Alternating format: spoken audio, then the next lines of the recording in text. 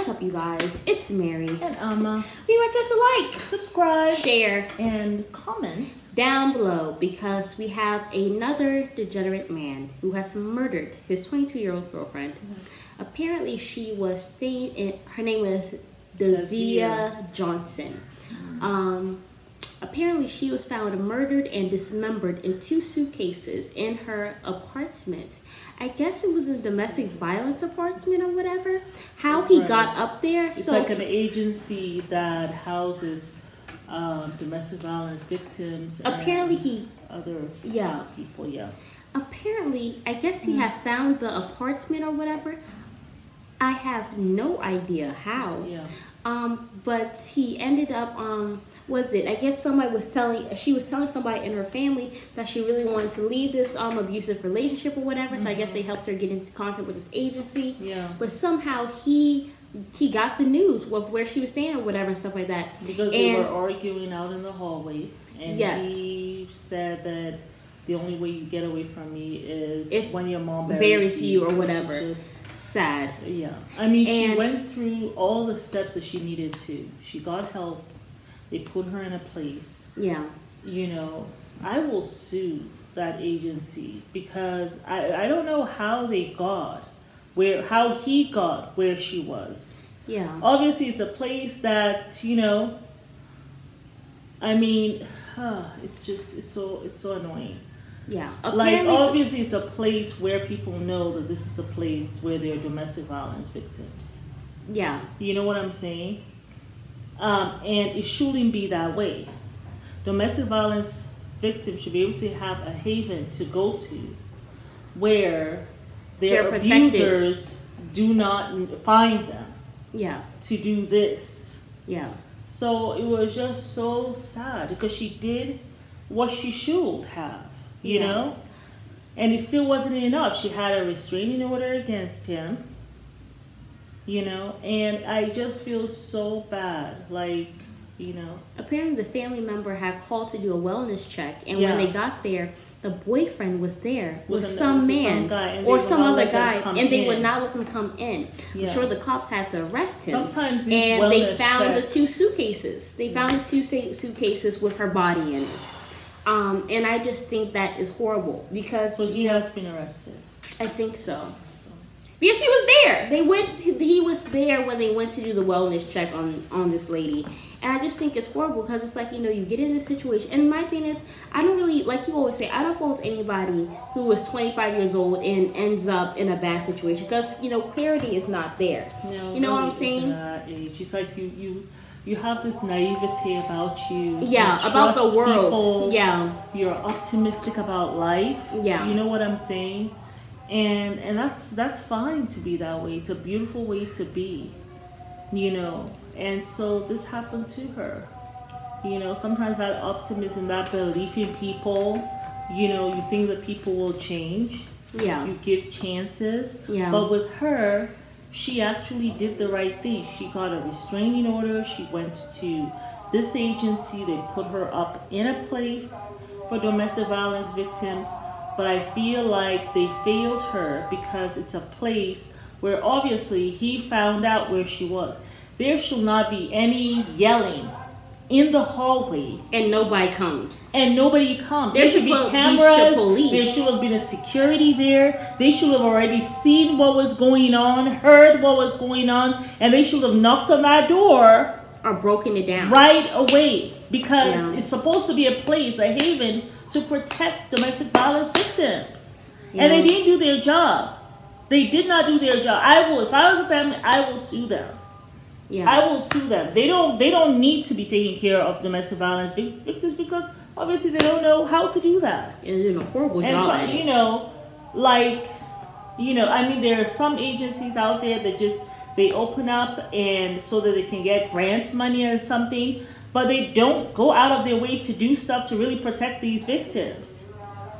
Yeah. And that is horrible.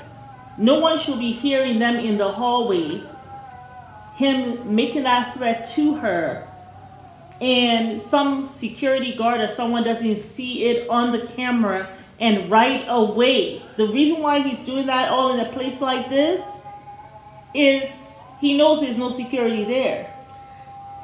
Yeah. You know? It's just really heartbreaking and sad, It really especially is. when somebody almost your age, you know, I'm 24, somebody so young dies because of Yeah. something that really could happen to anybody, you know, especially if you're at the wrong place, the wrong time, you meet the wrong people. You know, it's really just horrifying the fact that she had to go through this. And then apparently, I'm pretty sure he brought somebody to come and help him dismember the body. Because they were there at the apartment. Yeah. How are you there with somebody at the place, at the scene of the crime? It's giving guilty. Yeah. It's giving very much guilty. Yeah. Like, how do you do that? Like, it's And just so uncivilized. Because it wasn't just this thing. It wasn't just domestic violence victims. They provide housing for domestic violence victims, people with a criminal history, What? and other vulnerable populations. That don't even make sense. Is that all in the same building? See? And what is this thing called? It's called Housing. It's a non-profit Housing Plus, an organization that provides housing for domestic violence victims, people with a criminal history, and other vulnerable population. Criminal history? Like, it's Where do they do ridiculous. that at? I don't know. Where do they do that at? So maybe he didn't have to go far because the person with a criminal history also in the housing. Like, I mean, because are they all together? That's what I want to know. Are they all together, or you have another building for people of a criminal past? Somebody needs to come out with a statement, because if it was me, I would be suing everybody to my last That's so dying breath ridiculous. for the death of my That daughter. is ridiculous. Like, that is so sad, because she had to go through all this, had no protection, no nothing, no one was there to save her. She did her part. All know? the things that they say, if you need help, call, seek help. She did that. Got a restraining order. She did that. A lot of times I feel And that she was failed yeah. by the very agency that was supposed to protect her. Well, you know, it's a red flag when you go to an agency and they're housing domestic violence victims with people for criminal past. Huh? But also my thing, I feel like when wasn't you're in the same building, because somebody from the agency needs to drop a comment so that people don't, you know. But I feel like a lot of the time when, I mean, it's not that I've ever been through this personally or whatever, but I feel like whenever you're going through something like that, whatever, it might be best to actually move states, like a few states over or something. I don't think you're ever going to be safe in the same state. And then also you have to disconnect from friends. You can't talk to family. You can't talk to anybody. You really have to, I feel like you have to probably isolate yourself, because I've watched a lot of murder shows and Fatal Attractions, and you know, a lot of people make the a mistake of staying in state, but I feel like also it depends, because sometimes people don't have money. All they have is, you know, money to really go to a shelter, and most of the time that's free. So, you know, if you can and you have family that's in a different country or another state, that's probably that's the best place to do. But I mean, I really can't talk because I've never been in that situation. I mean, but that's just what I was thinking. I was in a domestic violence. I was a domestic violence victim, and I was taken to the shelter by the chief of police. And up to today, I will never say what the name of the place is. I will never say where it was, but the security was out of this world. But I'll never say where it was. It was out of the, you know, place where I lived, so it wasn't even, you know, in there. Like, so, and I'm so grateful for that. So grateful for that. So that's why I know that, you know, domestic violence places should not be, you should not be able to have access at all. Yeah. At all. I mean, where I was taken, I met someone who was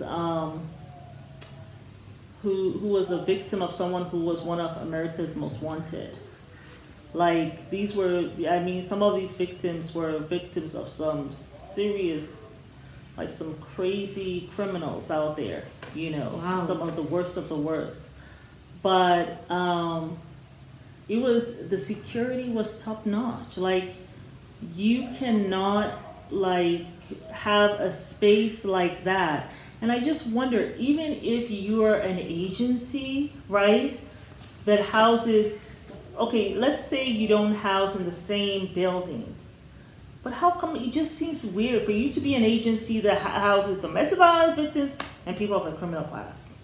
Even if there are two different your priorities are all screwed up. That's how as far I as I'm feel. concerned. Yeah. Criminals are in a whole Like, listen. Domestic violence victims are victims of criminals. So Yeah. how are you also working with the criminals for domestic violence victims? You just I don't know. Where they do that at? I don't know who gave this agency. Obviously, they wanted some grant money. And stuff. That's all I can think about. That's all I can think about.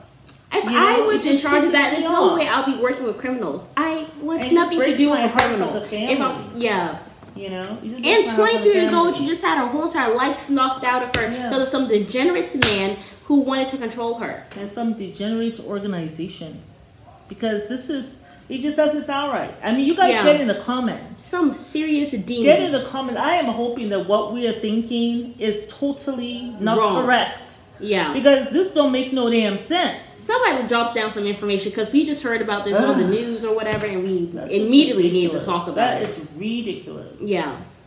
But serious demon. You have to really, I feel like at 20, you really don't know a lot. I feel like, me being 24 and then me looking at myself at 20, I really didn't know a lot about people. I really had like this trust for people. You know what I'm saying? Absolutely. And I feel like a lot of times you don't think that the world is as horrible as it really is. Yeah. And you don't want to think that way. You don't. You want to be optimistic and bubbly about life. You don't want to be senile. You really don't, because then it snuffs out so many opportunities because you're thinking this way or whatever. But you really have to be cautious with people. Like with people in general, you have to be able to know the red flags and be able to consult somebody who's older. Who's willing to, who you can trust, and what ask is them for advice. Is that she knew this, she sought out the help, and they failed her. That's how I feel. And where was her family? Where was the family member who called? No, but they also did their part. This is what I'm saying. They do a wellness check. They did their part. The agency failed her. Like, I can't even, I don't even know what else to say. Especially being a domestic violence victim myself. I know what it looks like. I know what this looks like. I know what the process is. Yeah. You know what I'm saying? I mean, I knew no one was coming up in here. Because they're going to have to be trying to give their life before they try to get to me. Like, security was number one. It was, even to this day, I will never say what it was, because I want other domestic violence victims to be able to have that and be secure. It's so important. And you are an agency that takes care of domestic violence victims and also people of a criminal past. And they're arguing in the hallway, and she goes to her apartment, and nobody's there, knock on the door right away.